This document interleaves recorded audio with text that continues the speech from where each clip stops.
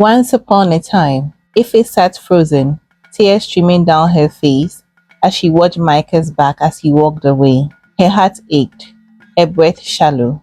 How did they get here? How had their love once unbreakable come to this? The words she had heard on the radio that morning kept playing in her mind. Children don't choose their parents. Neither do parents their children. Let me take you back to where it all began. 13-year-old Micah stood trembling, clutching a crumbled paper. The head teacher loomed over him, cane in hand. "Read it," he begged. Micah's voice wavered. "The brightness of this day has given me the opportunity to write you this beautiful love letter." The students erupted in laughter.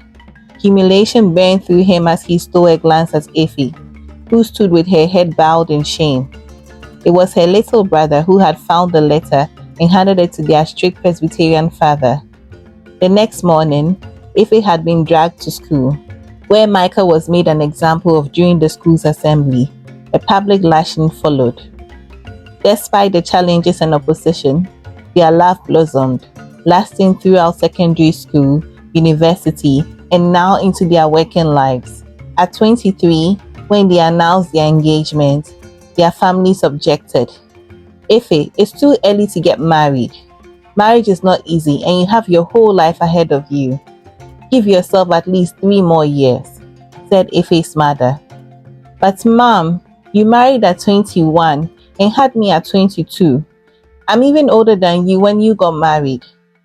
"Ife, I know, and I'm not saying I regret my life, but when we got married, I was never able to continue my master's. Eventually, I became a stay-home wife. I don't want that for you. You are too brilliant. I want you to be able to do everything." "I know, Mom.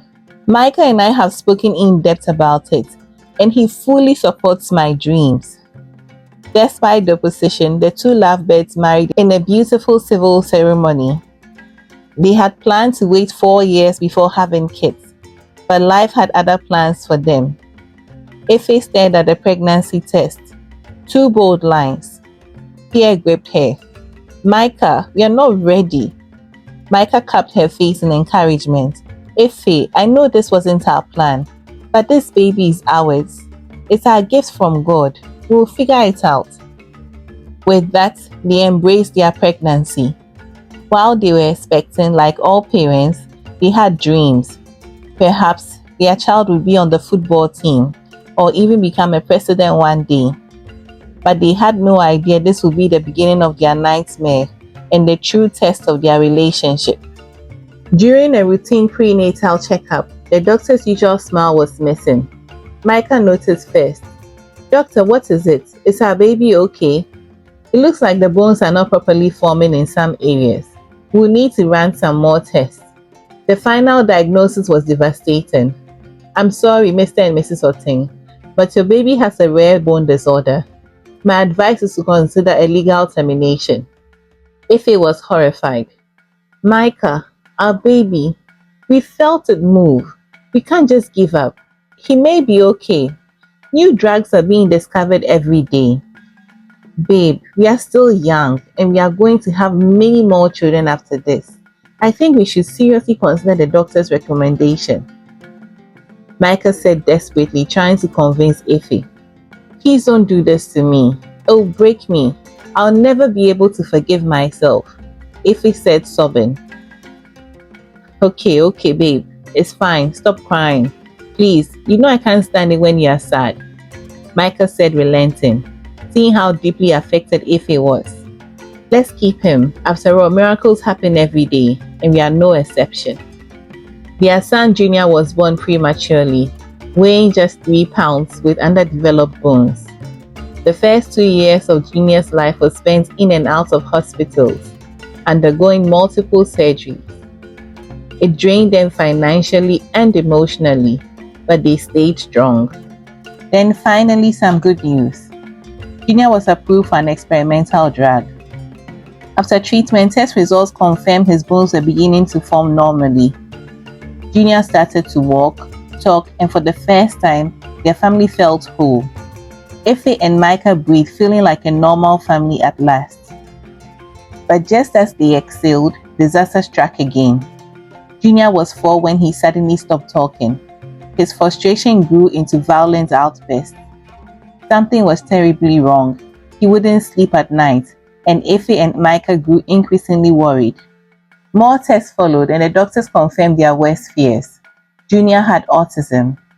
Efe's hands trembled.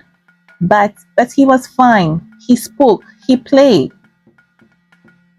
Regression happens. It's not your fault. But it will be challenging. The word barely captured the nightmare. Junior barely slept. He was constantly irritable and engaged in self-harming behaviors like head banging and biting himself. Efe and Micah were at their wits' end. They couldn't get a babysitter.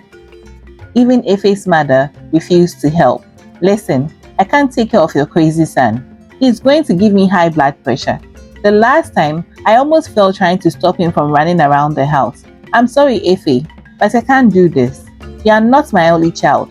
I can't come and kill myself for this. After all, I warned you not to get married, didn't I? You see what love Wantintin has done to you, she said coldly. With no other choice, Efe quit her job to care for Junior full-time. They sank deeper into debt, never fully recovering from the medical bills of Junior's bone disorder before autism brought new financial and emotional struggles. On their wedding anniversary, they decided to go out for the first time in a long while. But at the restaurant, Junior kept making strange sounds and banging his head on the table. An elderly couple seated nearby grew irritated. The woman waved the waiter over. We are paying good money for a peaceful dinner. If that couple can't control their child, they should leave. The waiter approached them, embarrassed but firm. I'm sorry, sir, but if you can't keep your son quiet, I'll have to ask you to leave. Humiliated, Efe and Micah gathered their things and left. Their special night was ruined. That night was the last time they ever went out as a family. Then came the final blow. Micah had a crucial presentation that would secure his promotion, a much-needed financial breakthrough. But Junior had another restless night. By the time he finally calmed down, it was almost dawn. Exhausted, Micah slept through his alarm. Panicked, he called his colleague Isaac, sending him the presentation file and asking him to start while he rushed to the office. When he finally arrived, the presentation was over. Isaac had presented it as his own. The boss was furious. Micah, you've been late too many times, and now this? You sleep on the job, and now you miss your own presentation? Had it not been for Isaac, you would have lost those clients. But sir, Micah said, trying to explain himself. His boss raised his hands to stop him from speaking. I don't want to hear any more excuses, Micah. I know you are going through a lot, but this is a company, not a charity. I'm sorry, but we have to let you go. Micah stood frozen, wondering. What was he going to do? How was he going to take care of his family? He felt angry, betrayed. Isaac, the same man he had trusted, couldn't even look him in the eye. That night, Micah sat Efe down. Efe, we can't continue like this. We are drowning. I have spoken to a few friends and it sounds promising. Hopefully, I'll get a job soon. But one thing is clear, Efe. We are not equipped to give Junior the care he needs. We are at our wits' end. He could harm himself and even us. I have some little money saved up. Let's admit Junior to a facility where he receives the best care. We can visit during the weekends or anytime we want to. All I know is we can't continue like this. We need to rebuild our lives. Efe agreed to have Junior committed to a care facility, and they spent weeks searching for the best facility they could afford. But when they arrived at the facility, she broke down in the car. Guilt consumed her. Michael, we are abandoning him. It feels as though we are throwing our son away. We are horrible parents if we do this. She sat sobbing uncontrollably, refusing to get out of the car to have Junior committed. Seeing her pain, Michael had no choice but to turn the car around and take her back home. The night was heavy with silence, except for the ticking clock on the wall. Efe stared awake, sensing something was off. She turned and saw Micah sitting at the edge of the bed, his head in his hands. Micah, what are you doing up so late? Come back to bed, she murmured, rubbing sleep from her eyes. He ran a hand through his hair. Exhaling shakily, Efe, I can't do this anymore. I have to leave before I hurt myself or Junior. I'm not as strong as you are. Efe sat up, heart pounding. What are you saying, Micah? Don't talk like that. We can figure this out together. He shook his head. No, Efe, I love you, but I feel like I'm losing my mind. Every day I feel useless. Every meltdown, every struggle. I just stand there watching you hold everything together while I fall apart. I need to go. Tears welled in Efe's eyes. Please, Micah, we need you. Junior needs you. Micah turned to the closet, throwing clothes into a suitcase. Every zip, every rustle of fabric felt like a stab to her chest. He reached the door and hesitated. I'll send money every month. I'm sorry. And then he was gone. Efe collapsed onto the bed, sobbing. Junior's soft hums echoed from the other room. He hadn't spoken in months. She curled into herself, the weight of abandonment pressing down on her. The days went by in a blur. Junior became even harder to handle. He threw tantrums, banged his head against walls. The neighbors whispered and complained. Her friends and family stayed away. She was drowning, just like Micah had said. One night, standing over Junior's bed, she gripped the pillow in her trembling hands. A dark thought whispered, "It will be easier." She froze, horror washing over her. Gasping, she dropped the pillow and stumbled out of the room, shaking and sobbing. What was happening to her? One afternoon, as she walked home from the market, she noticed a sign outside a small building. New school opened. All children are welcome. Her heart pounded. Most schools had rejected Junior. The ones willing to take him cost more than she could afford.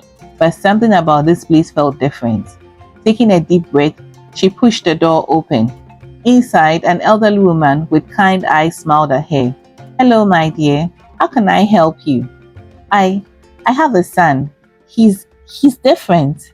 Non-verbal, special needs. I just want him to have a chance." The woman reached for Efe's hand. "My name is Madam K. I'm a retired behavioral therapist. We just opened and our doors are open to all children. Bring him tomorrow. Let's see how we can help." Tears welled in Efe's eyes, and for the first time in months, hope flickered in her chest. Junior adjusted slowly. Madam K was patient, gentle, and understanding. One afternoon, Madam K approached Efe with an idea. "There's a therapy called MERT that I'd like to try with Junior. It's worked for many children like him. Are you open to it?" Efe didn't hesitate. "I'll do anything if it helps my son." Weeks passed. Small changes started happening. Junior no longer recalled when touched. He made longer eye contact. He started humming along to songs. Efe dared to hope. Then one evening, as she stood in the kitchen cooking, Junior walked up to her holding his sippy cup. "Mommy, more juice." Without thinking, Efe took the cup, turning to refill it, but then she paused. She spun to face him. "Junior, what did you just say?" Junior simply smiled. "More juice, Mommy." Tears blurred her vision. "Oh my God, my baby, you spoke." Tears streamed down her face. "Thank you, Lord Jesus. What God cannot do does not exist." Just then, Junior stretched his arms up. "Mommy, up." She hesitated, afraid to break the moment. Slowly, she lifted him. To her shock, he wrapped his tiny arms around her and planted a peck on her cheek. A sob escaped her lips. "Oh my God, he's letting me touch him." Months passed. Junior's speech improved. His meltdowns reduced. He played with other kids. He was brilliant, way ahead of his classmates. Madam K beamed. "Efe, you have a genius on your hands." Efe's heart swelled with pride. Life was getting better. 2 years later, life had settled. Junior was thriving. Efe had returned to work. She was finally at peace. Then one Saturday, as she stepped outside to go to the market, she stopped in her tracks. Michael sat at their doorstep, his head in his hands. He looked worn, like life had beaten him down. Her breath hitched. "Micah, what are you doing here?" He looked up, eyes red-rimmed. I've been sitting here for an hour. I didn't know how to face you or Junior. She crossed her arms. Then why are you here? Tears rolled down his cheeks. Ife, I'm sorry. Leaving you was the biggest mistake of my life. I thought I was running away from the pain, but it followed me everywhere. I miss you. I miss Junior. Please let me come home. Ife's heart wavered. Micah, it wasn't easy without you. I had to fight alone. I can't just forget that. I know, he whispered. I don't deserve forgiveness, but I want to rebuild our family. Please. Silence stretched between them. Then she exhaled. Come inside, Micah. Let's talk. Just then, Junior ran into the room, his eyes widened at the sight of Micah. Daddy, you are back. Micah froze. Tears filled his eyes as Junior threw his arms around him. He turned to Ife in shock. He spoke, right? Ife smiled through her tears. I'll explain everything later. Micah knelt and hugged Junior tight, his shoulders shaking. Ife whispered a silent prayer, thanking God. After the storm, the sun had finally come out, and their family, though scarred, was whole again. Autism affects 1 in 100 children worldwide, with many children not showing clear signs until age 5 or later. Studies showed that divorce rates among parents with autistic children are significantly higher. Many fathers, overwhelmed, leave their families. However, with the right support and intervention, many autistic children can grow up to lead fulfilling lives. Some autistic children possess exceptional intelligence, excelling in areas such as mathematics, music, and memory skills. Raising an autistic child is challenging, but it's also rewarding. Patience, understanding, and the right guidance make all the difference. If you know a parent raising an autistic child, show kindness, offer support, and be there for them. They carry more than you can ever imagine. No parent should have to fight alone. Hi fam, click the link on the right to dive into yet another captivating tale. Don't forget to subscribe and hit the notification button. Until next time, it's bye from us at Apenthene African Stories.